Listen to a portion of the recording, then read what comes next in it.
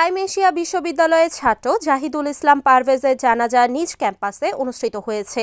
আজ রবিবার 20 এপ্রিল বেলা 1:30টার দিকে এই জানাজা অনুষ্ঠিত হয়। এতে বিশ্ববিদ্যালয়ের শিক্ষক, শিক্ষার্থী ও কর্মচারী উপস্থিত ছিলেন। এর আগে রাজধানীর নয়াপল্টনে বিএনপির কেন্দ্রীয় কার্যালয়ের সামনে পারভেজের জানাজা অনুষ্ঠিত হয়। দুপুর 12:30টার দিকে এই জানাজা অনুষ্ঠিত হয়। এতে ছাত্রদল ছাড়াও বিএনপি ও অঙ্গ সংগঠনের বিভিন্ন পর্যায়ের নেতাকর্মীরা উপস্থিত ছিলেন। জাহিদুল ইসলাম পারভেজ বিশ্ববিদ্যালয়ের টেক্সটাইল ইঞ্জিনিয়ারিং বিভাগের 223 ব্যাচের ছাত্র। 23 বছর বয়সী এই শিক্ষার্থীর বাড়ি ময়মনসিংহের ভালুকা উপজেলার বিরুনিয়া ইউনিয়নে। এদিকে পারভেজকে বেসরকারি প্রাইম এশিয়া বিশ্ববিদ্যালয়ের ক্যাম্পাসে ছুরিকাঘাতে হত্যার ঘটনায় 8 জনের নাম উল্লেখ করে মামলা করা হয়েছে। এছাড়া 20 থেকে 30 জনকে অজ্ঞাতনামা আসামি করা হয়েছে। রবিবার 20 এপ্রিল জাহিদুলের ভাই হুমায়ুন কবির বাদী হয়ে মামলা করেছেন বলে নিশ্চিত করেছেন বনানী থানার ভারপ্রাপ্ত কর্মকর্তা ওসি সালাউদ্দিন। তিনি বলেন, এই ঘটনায় নিহত জাহিদুলের ভাই হুমায়ুন কবির বাদী হয়ে একটি মামলা করেছেন। মামলায় বিশ্ববিদ্যালয়ের এলএলবি ও ইংরেজি বিভাগের 3 ছাত্র মাহাতি, মেহরাব, আবুজর গিফারি ছাড়াও আরও 5 জনকে আসামি করা হয়েছে।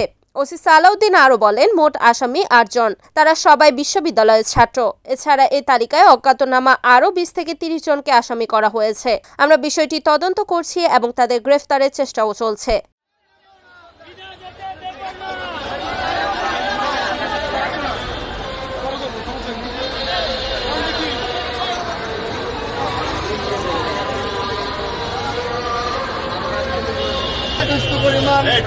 তারপরও আমাদের একটা দাবি আপনাদের কাছে, যে আমাদের যে খুনিগুলো আছে তাদের আমরা ফাঁসি চাই। আমাদের এখানে কোনো আনুষ্ঠানিকতা নেই, আমরা এখন জানাজা করবো, কিন্তু তার আগে আমি শুধু একটি কথা বলতে চাই। জাহিদুল ইসলাম পারভেজ আমাদের ছাত্রদলের একনিষ্ঠ কর্মী ছিল। ওর বাবা কুয়েতে থাকে, দীর্ঘদিন যাবৎ প্রবাসী জীবনযাপন করে। গতকাল এই হত্যাকাণ্ডের পর ওর মা ভালুকায় গুরুতর অসুস্থ। সেখানে ছাত্রদলের এবং বিএনপি নেতাকর্মীরা তারা সর্বাত্মকভাবে চেষ্টা করছে সান্ত্বনা দেওয়ার জন্য, কিন্তু ভাই হারানোর কোনো সান্ত্বনা হয় না।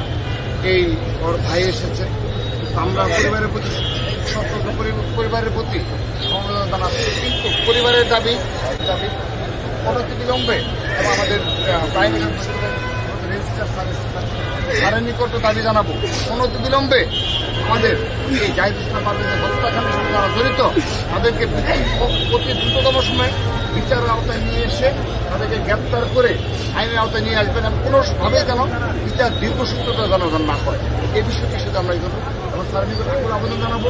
স্যার, আপনার বিশ্ববিদ্যালয়ে যারাই জড়িত তাদেরকে আপনারাই।